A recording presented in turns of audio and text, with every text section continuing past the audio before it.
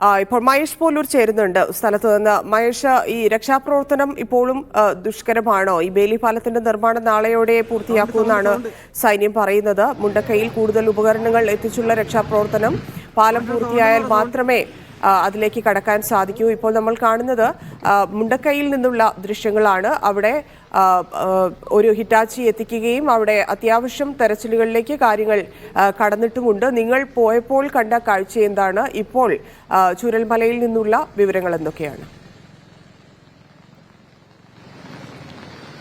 ധന്യ, മുണ്ടക്കൈയിൽ അവിടെ രക്ഷാ പ്രവർത്തനം കുറെ കൂടി വേഗം കണ്ടു തുടങ്ങിയിരിക്കുന്നു എന്ന് പറയാം. പ്രത്യേകിച്ച് അവിടേക്കൊരു ഹിറ്റാച്ചി വാഹനം എത്തിച്ച് അവിടെ രക്ഷാദൌത്യം കുറെ കൂടി വേഗം കൂട്ടിയിട്ടുണ്ട്. ഒപ്പം തന്നെ ഒട്ടനവധി, അതായത് നിരവധിയായ രക്ഷാപ്രവർത്തകരും അങ്ങോട്ടേക്ക് കയറിയിട്ടുണ്ട്. ഇപ്പോൾ ചുരുങ്ങിയത് ഒരു 250-ലധികം വരുന്ന ആളുകൾ പല തലങ്ങളിലായി, പല തട്ടിലായി അവിടെ രക്ഷാദൌത്യം പുരോഗമിച്ചു കൊണ്ടിരിക്കുകയാണ്. കുറെ കൂടി ഉപകരണങ്ങളൊക്കെ അവിടേക്ക് എത്തേണ്ടതുണ്ട്, അത് എത്തിക്കൊണ്ടിരിക്കുന്നുണ്ട്. അതായത് സാധ്യമായതെല്ലാം അവിടെ ചെയ്യുന്നുണ്ട്. അതോടൊപ്പം തന്നെയാണ് കുറെ കൂടി ഉപകരണങ്ങൾ കൂടി ചേർക്കുക എന്നുള്ളത്. അത് ഘട്ടം ഘട്ടമായി തന്നെ അതും ചെയ്യുന്നുണ്ട്. എന്തായാലും ഹിറ്റാച്ചി ഉൾപ്പെടെയുള്ള അല്ലെങ്കിൽ വലിയ വാഹനങ്ങൾ ഉൾപ്പെടെയുള്ള യന്ത്രവാഹനങ്ങൾ ഉപയോഗിച്ചുള്ള പരിശോധനയും തുടങ്ങിയിരിക്കുന്നു എന്നുള്ളതാണ് ഒരു ആശ്വാസമുള്ള ഒരു കാര്യം.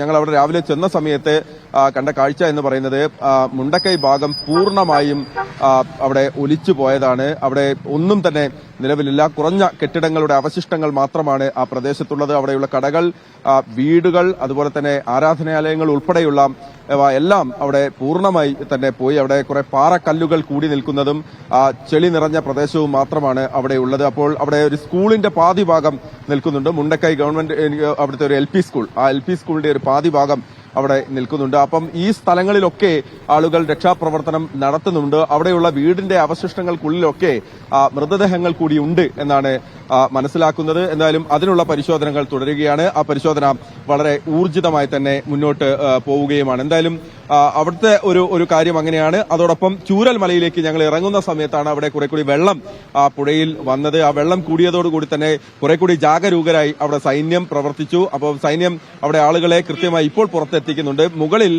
മലയുടെ മുകളിൽ മഴ പെയ്യുന്ന സമയത്ത് ഈ പുഴയിലൂടെയുള്ള നീരൊഴുക്ക് കൂടുന്നുണ്ട്. അതൊരല്പം ആശങ്ക സൃഷ്ടിക്കുന്നത്. പക്ഷേ അത് യാതൊരു തരത്തിലും രക്ഷാപ്രവർത്തനത്തെ ബാധിച്ചിട്ടില്ല. അത് മറികടക്കാനുള്ള കാര്യങ്ങളൊക്കെ ഇവിടെ ചെയ്യുന്നുണ്ട്. കുറെ കൂടി ശക്തമായി സൈന്യം അക്കാര്യത്തിൽ ഇടപെടുന്നുണ്ട് എന്നുള്ളതാണ്. ഇപ്പോൾ ചൂരൽമലയിൽ ഇപ്പോൾ എനിക്കൊപ്പം മുഹമ്മദ് അസ്ലം കൂടി ചേരുകയാണ്. അദ്ദേഹത്തിന് കുറെ കൂടി വ്യക്തമായി പറയാൻ സാധിക്കും. ചൂരൽമലയിൽ ഇന്ന് കുറെ കൂടി സൗകര്യങ്ങൾ എത്തി. ഇന്നലത്തെ അപേക്ഷിച്ച് സൈന്യം ആ പാലത്തിന്റെ ചുറ്റും ആളുകളെ അങ്ങോട്ടും ഇങ്ങോട്ടും കൊണ്ടുവരാനുള്ള സൗകര്യങ്ങളൊക്കെ ഒരുക്കി. വേലി പാലത്തിന്റെ നിർമ്മാണം, അതുമായി ബന്ധപ്പെട്ട് നമുക്ക് നൽകാൻ പറ്റുന്ന ഒരു പുതിയ അപ്ഡേറ്റ് എന്താണെന്ന്? ശരിക്കും ചൂരൽമലയിലെ രക്ഷാപ്രവർത്തനം ഏറെക്കുറെ ചൂരൽമലയിലെ രക്ഷാപ്രവർത്തനമൊക്കെ അല്ലെങ്കിൽ അവസാനിച്ചെന്ന് പറയും. ഇനി ഒരു തെരച്ചിൽ നടക്കുന്നുണ്ട്. അതേസമയം എത്ര ഏതെങ്കിലും വീടുകൾ പോയിട്ടുണ്ടോ എന്ന കാര്യത്തിലേ ഉള്ളൂ. ഇനി കാണാതായ ആൾക്കാരെ സംബന്ധിച്ചുള്ളതാണ് പ്രശ്നങ്ങളുള്ളത്.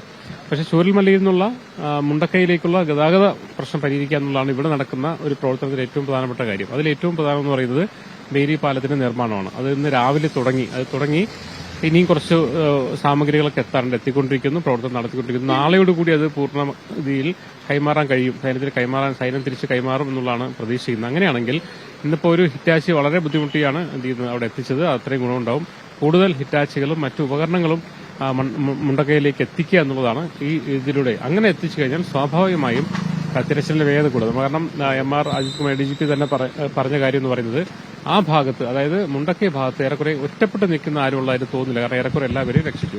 ഇനിയുള്ളത് ഈ മണ്ണിനടിയിൽ അല്ലെങ്കിൽ പുതഞ്ഞു കിടക്കുന്ന വീടുകളിൽ അത് കണ്ടെത്തി അതിൽ നിന്ന് പിന്നെ ആൾക്കാരെ എതിർക്കാവുന്നത്. അതിനുവേണ്ടി ഇപ്പോൾ ഉപയോഗിക്കുന്ന കട്ടേഴ്സോ മറ്റോ മതിയാവില്ല. ഹിറ്റാച്ചി പോലുള്ള മറ്റു ഉപകരണങ്ങൾ നമുക്ക് വേണ്ടിവരും. എന്നാൽ മാത്രമേ ഇനിയുള്ള രക്ഷാപ്രവർത്തനം സുഗമമായി മുന്നോട്ട് പോകും. ഇപ്പോൾ നിലവിൽ NDRF ആണെങ്കിലും സൈന്യമാണെങ്കിലും മറ്റ് സന്നദ്ധ സംഘടനകളൊക്കെ ആണെങ്കിലും അവരൊക്കെ തന്നെയും അവരുടെ കഴിയുന്ന രീതിയിൽ ആൾക്കാരെ കണ്ടെത്തുന്ന പല സ്ഥലങ്ങളും നിരവധി 8-9 മൃതദേഹങ്ങൾ അവർ കണ്ടെത്തി കഴിഞ്ഞു.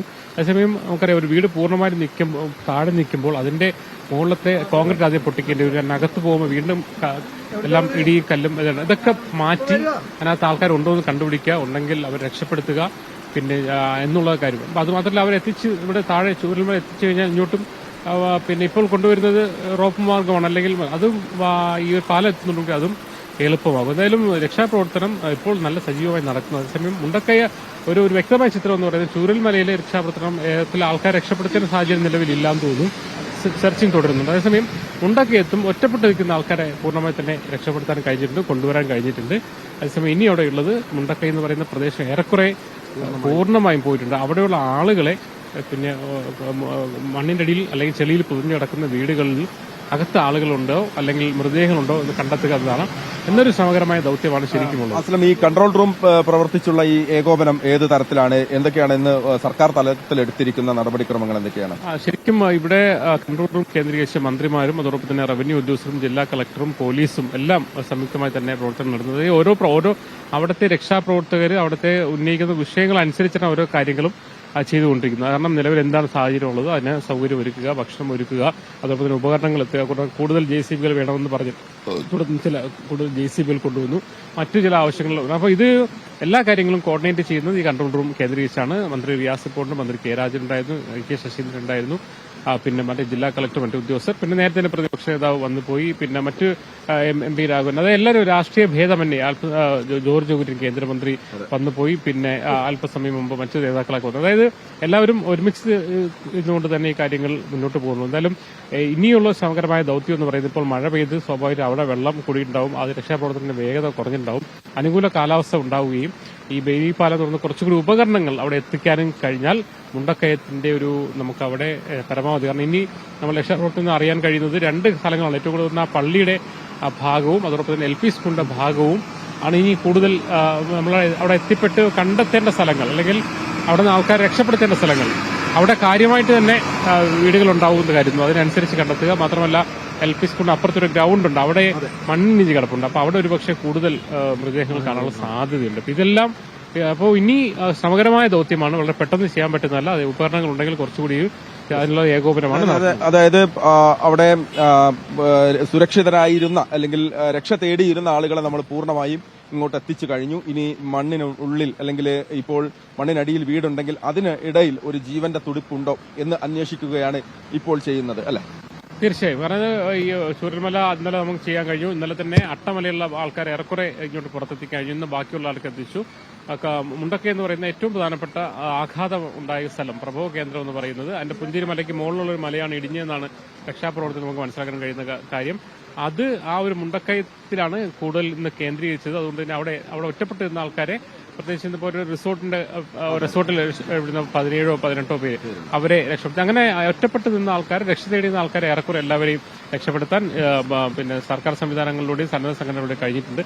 ഇനി ഈ മണ്ണിൽ പുതഞ്ഞു കിടക്കുന്ന വീടുകൾക്കകത്തേക്ക് കയറുക, അല്ലെങ്കിൽ എങ്ങനെയെങ്കിലും പൊട്ടിച്ചുകൊണ്ടെങ്കിലും കയറുക, അവിടെ നിന്ന് ആൾക്കാരെ കണ്ടെത്തുക എന്നുള്ളൊരു ശ്രമകരമായ ദൌത്യമാണ് ഇപ്പോൾ നടക്കുന്നത്. അതാണ് ഇപ്പോൾ വേഗം കൂടിയിട്ടുണ്ട്. പക്ഷേ നമുക്കൊരു ചെറിയ ആശങ്കയുള്ളത് തന്നെയാണ്. ഞങ്ങൾ ഈ നിൽക്കുന്ന ഈ ഭാഗത്തും ഇപ്പോൾ മഴ കനത്തു പെയ്യുന്നുണ്ട്. അപ്പോൾ ഈ മലയുടെ മുകളിൽ അല്ലെങ്കിൽ ഈ ഉരുൾപൊട്ടലിന്റെ ഉത്ഭവ സ്ഥാനത്ത് മഴ കൂടിയാൽ അത് രക്ഷാപ്രവർത്തനത്തിന്റെ വേഗം സ്വാഭാവികമായും കുറയ്ക്കും.